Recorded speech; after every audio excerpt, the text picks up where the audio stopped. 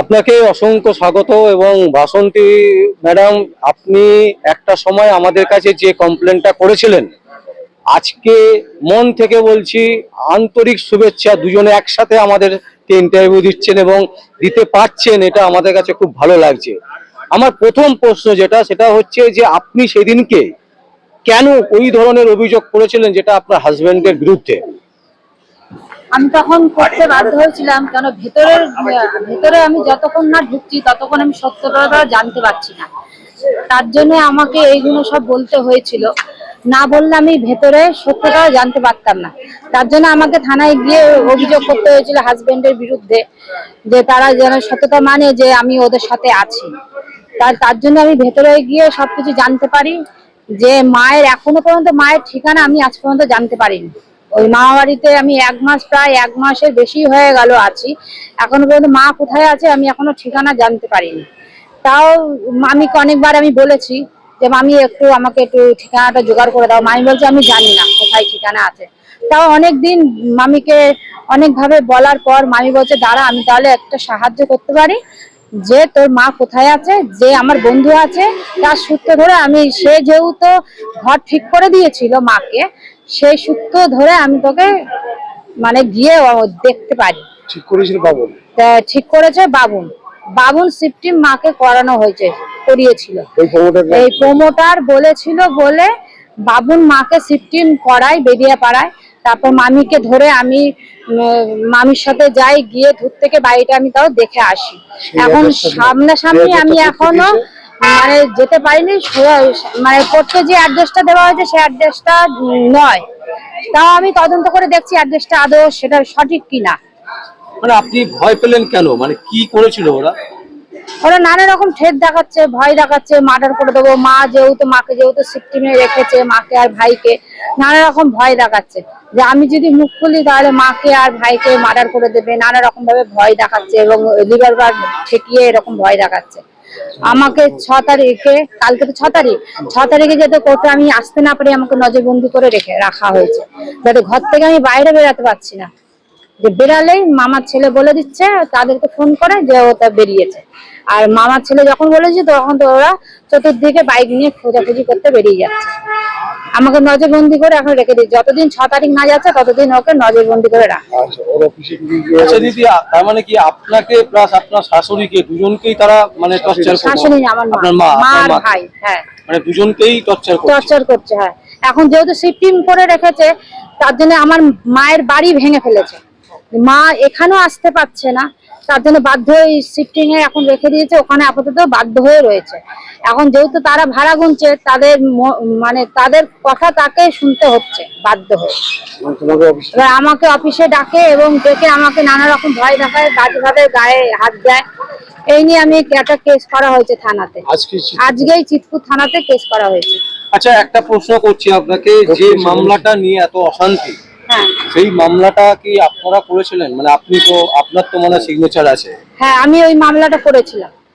আচ্ছা, তখন কি জেনে শুনেই করেছিলেন তো, নাকি আপনাকে কেউ প্রভাব খাটিয়েছে? না, জেনে শুনে তখন করেছিলাম। আমারও ইচ্ছা ছিল মায়ের বাড়িটা ভালোভাবে হোক, লিগাল ভাবে হোক, কোনো কিছু যেন আনলিগাল না হয়। তার জন্য তখন আমি সই করেছিলাম এবং মাকে ধমকানি দিয়ে, উস্কানি দিয়ে সই করানো হয়েছিল প্রথমবার। মা সেইগুলো আমাকে এসে বলতো। আমি মায়ের সাথে যখন দেখা করতে যেতাম বাপের বাড়িতে তখন আমাকে বলতো এরা আমাকে এরকম ধমকাচ্ছে, ধমকি আমাকে সই করাচ্ছে, বাজে ব্যবহার করছে। সেই মতন ভাবে আমি আমার হাজবেন্ডকে গিয়ে বলতাম, সেই মতন হাজবেন্ড গিয়ে কোর্টের সমস্ত দায়িত্ব নিয়েছিল। আচ্ছা, এইবারে আমার খুব পার্সোনাল একটা প্রশ্ন, আপনার হাজবেন্ডকে আপনি কতটা ভালোবাসেন?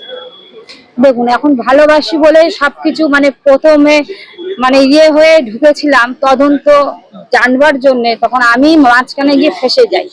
আমাকেই ঠেট দেখায়, আমাকেই ভয় দেখায় এবং আমি তাদের মতন কথা শুনতে বাধ্য হয়েছি। এবং সেইভাবে হোক বাবুন, সেটা ওদের সাহায্য, ওদেরকে বাবুনকে ভয় দেখাচ্ছে প্রমোটার বাবুন এবং তুতুন দলকে ভয় দেখাচ্ছে, সেই মতন তাদেরকে চালনা করছে। তারও প্রাণ নাশের ভয়ে সেইভাবে আমাকে চালনা করিয়েছে এতদিন। তো সে মতো ভাবে স্বামীকে আমি ভালোবাসি বলেই আমি যেখানে আমাকে তোমার জায়গাটার নাম কি, কাজীপুরে আমাকে নিয়ে রেখেছিল, তাদেরকে আমি বলি যে আমার স্বামীর ঘটনা, আমাদের কেসের ব্যাপারে সবকিছু তাদেরকে আমি সব গল্প শেয়ার করি। তারা সবকিছু শুনে বলছে তারা তোমার স্বামীকে ভালোর জন্যই করতে গেছিল। আমি যে হ্যাঁ, ভালোর জন্যই করতে গেছিল। মাকে এখন চাপে ফেলে, মাকে দিয়ে নানা রকম চাপে ফেলে মায়ের বয়ানটা উল্টো করিয়ে দিয়েছে এখন। তার জন্যে ওনাকে সবকিছু বলার পর উনি বললো তাহলে স্বামীর ফোন নাম্বার চাইলো। আমি স্বামীর ফোন নাম্বার দিলাম, স্বামীর সাথে আমি ফোনে কথা বললাম, বা সেই মেয়েও কথা বলেছে। এবার স্বামী গতকাল ওইখানে গিয়ে গাজীপুরে, ওখানে হাবড়া গাজীপুরে বাড়িতে গিয়ে স্বামীর হাতে আমাকে হ্যান্ডওভার করে দিয়ে তারা নিশ্চিন্ত।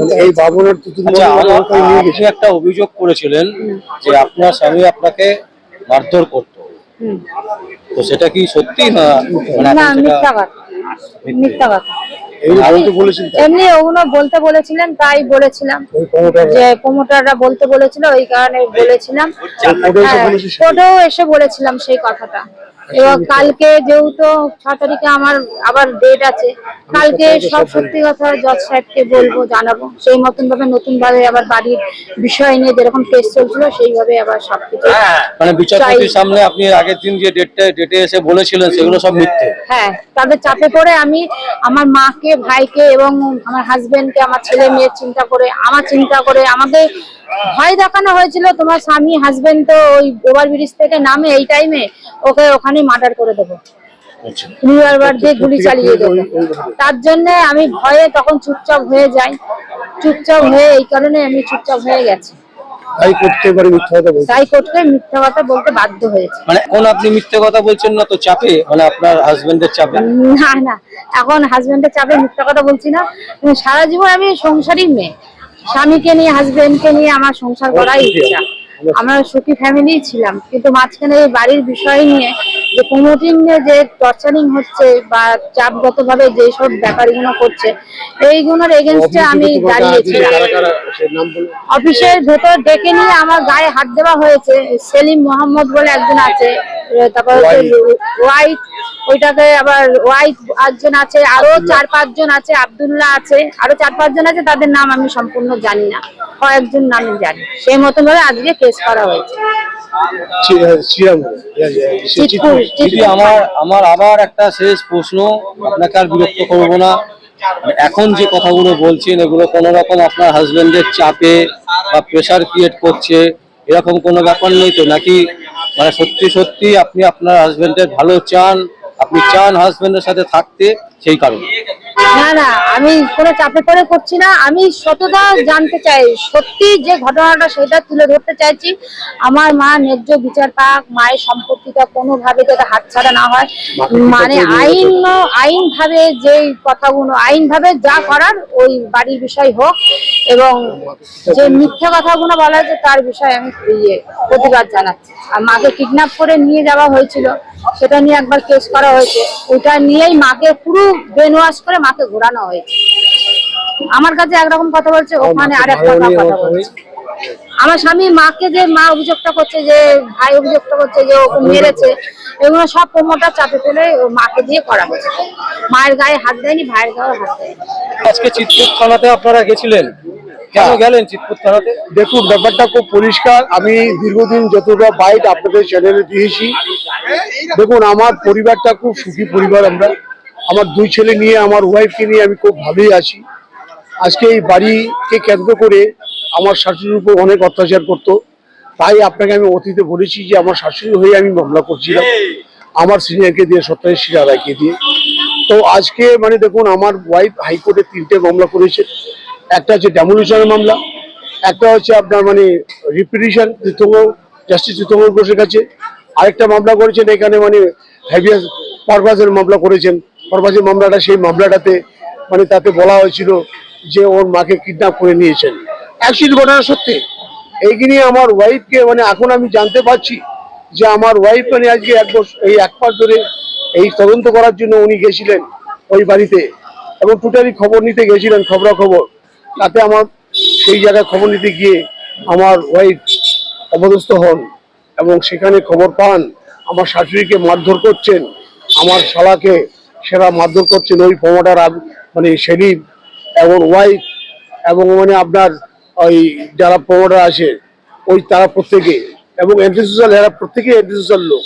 আর যে ওয়াইফ বলে যে ছেলেটি আছে এবং মোহাম্মদ আলী বলে মোহাম্মদ সেলিম এবং ওদের যে মেইন মাস্টার মাইন্ড সে হচ্ছে ওখানকার অতীন ঘোষ। অতীন ঘোষের এরা আওতায় এরা একটা ইনলিগাল কনস্ট্রাকশন করেছেন যেটা হচ্ছে পাইকপাড়াতে। এটা আপনারা দেখতে পারবেন, সেখানে 21খানা দোকান সিল করে দিয়েছেন চিতপুর থানা। কেন? সেটা ইনলিগাল কনস্ট্রাকশন করেছেন, তাই ওটাকে আপনার ভাঙবে এবং আমরা ওটা ভাঙবো, আমরা করে আওতায় আনবো সেটা। এবং আমার শ্বশুর বাড়ির ওখানে 2টো ফ্ল্যাট করেছেন, কোনো প্ল্যান নেই, তারা ইনলিগাল কনস্ট্রাকশন করেছেন, সেই 2টো ভাঙা হবে। এবং আমার শ্বশুর বাড়িটাও ওরা ইনলিগাল ভাবে কনস্ট্রাক্ট করতে গেছিলেন, সেই কনস্ট্রাকশন আমরা অনেক আটকে দিয়েছি। তার জন্য এত কিছু কাণ্ড। আজকে আমার ওয়াইফ এবং আমার শাশুড়িকে এবং সারাকে এতটাই ভয় দিয়ে দিয়েছেন প্রাণনাশের, আমাকে মার্ডার করে দিবেন, আমার পরিবারকে ধ্বংস করে দিবেন। আমার চেম্বারে গিয়ে আপনাকে আগের বাড়িতে বলা হয়েছিল, আমার বাড়িতে গিয়ে আমার সেই চেম্বারে গিয়ে ভাঙচুর চালাবেন, তারা গুলি করে মারবেন। আমার মিসেসকে বলছেন আমি লক গেট দিয়ে যাই এবং লক গেট দিয়ে আসি, বলছে ওখানে আমাকে মার্ডার করবেন। আমার ছেলের স্কুলের ঠিকানা খুঁজছেন, আমার ছেলেদেরকে কিডন্যাপ করবেন, এইসব কথা আমার ওয়াইফকে বলছেন। আপনারা শুনেছেন সেটা। ইভেন আমার ওয়াইফকে তারা গায়ে হাত দিয়েছেন। ওই মেহতাব বলে একটা ছেলে আছেন, আব্দুল্লাহ বলে একজন আছে, এই সেলিম, শঙ্কর, ওয়াই এবং আরো মানে যারা আছেন তাদের নাম জানি না, তারা সবাই মিলে আমার ওয়াইফকে গায়ে হাত দিয়েছেন। এরা থ্রেট করেছেন যে তুমি গিয়ে 16 তারিখে গিয়ে কোর্টকে গিয়ে না বললে তোমার ফ্যামিলিকে আমি ম্যাচ করে দেবো। একজন আমার ওয়াইফকে গায়ে হাত দিয়েছেন, আমার শাশুড়িকে মেরেছেন। সেটা কি করে জানতে পারলেন? এই যে 1 মাস ধরে উনি ওখানে তদন্ত করার জন্য গিয়েছেন, সেখানে মানে জানতে পেরেছেন এবং ফোন করেছিলেন আমার ওয়াইফ, যার ফোন নাম্বার থেকে ওই বাবন দাস আর তুতুন বল, এরা হচ্ছে মেইন হচ্ছে বদমাশ হচ্ছে এরাই। এই প্রমোটাররা এদেরকে দিয়ে আমার শাশুড়িকে তুলে নিয়ে গেছে। আজকে শঙ্কর দাস মানে এই বাবন দাসের বাবা বলছেন ঝগড়া লেগেছে তাদের মধ্যে, কেন তুই ভাড়া ঠিক করতে গেলি, আমার শাশুড়িকে মানে গুনে গুনে কেন ওনাকে করা হলো, তুলে নিয়ে গেল কেন? আর তো কেউ কারণ একটাই, এই শাশুড়িকে তুলে নেওয়া যার কারণ উনি একটা মামলা করেছিল রেকর্ড কারেকশনের মামলা। সেই রেকর্ড কারেকশনের মামলাটা হচ্ছে এই ভাড়াটা যে মানে গোবিন্দ সরকার, ওর বাবা হচ্ছে হরিপদ সরকার, তারা একটা মিথ্যে একটা মানে সই করে একটা মানে নিরানি বসে লিজ করেছিল। অ্যাকচুয়ালি সম্পত্তিটা হচ্ছে আবির আলী দাসী, সেইখানে লেগেছে নিতাই দাসের সই জাল করে করেছেন।